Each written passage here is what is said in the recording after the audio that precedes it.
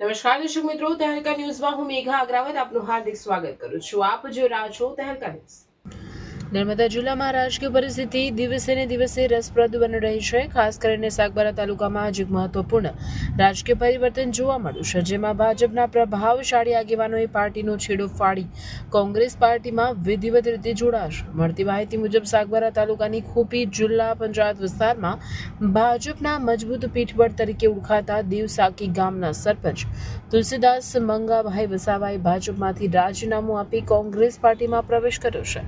તેમની સાથે દેવસાકી ગામના આગેવાન નીતેશભાઈ કાશીરામ વસાવા પણ કોંગ્રેસમાં જોડાયા છે. આ ઉપરાંત નાની નાલ ગ્રુપ ગ્રામ પંચાયતના ડેપ્યુટી સરપંચ રવિન્દ્રભાઈ તેમજ સાગબારાના યુનુસભાઈ મહમદ હુસેન સોલંકીએ પણ કોંગ્રેસનો હાથ પકડીને પાર્ટીમાં જોડાઈ પોતાની નવી રાજકીય સફર શરૂ કરી છે.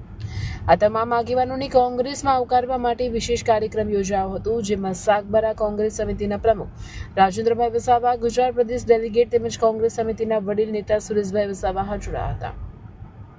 સાથે જ ગુજરાત પ્રદેશ યુવા મંત્રી પૃથ્વીભાઈ વલ્લવી, નર્મદા જિલ્લા પંચાયતના માજી આરોગ્ય ચેરમેન આનંદભાઈ વસાવા અને જિલ્લા સેવાદળના પ્રમુખ જ્યોતિષભાઈ કોડપેના હસ્તે તમામ નેતાઓને કોંગ્રેસ પક્ષમાં વિધિવત રીતે જોડવામાં આવ્યા હતા. કાર્યક્રમ દરમિયાન નવા જોડાયેલા આગેવાનોએ જણાવ્યું હતું કે તેઓએ ભાજપમાં રહીને લોકહિતના પ્રશ્નો ઉકેલવા પ્રયત્ન કર્યા, પરંતુ યોગ્ય પ્રતિસાદ ન મળતા અને સ્થાનિક વિકાસના મુદ્દાઓ અગવડાતા તેઓએ કોંગ્રેસ પાર્ટી પસંદ કરી છે. તેઓએ વિશ્વાસ વ્યક્ત કર્યો કે કોંગ્રેસ પક્ષમાં રહીને તેઓ વધુ સારી રીતે જનસેવા કરી શકશે.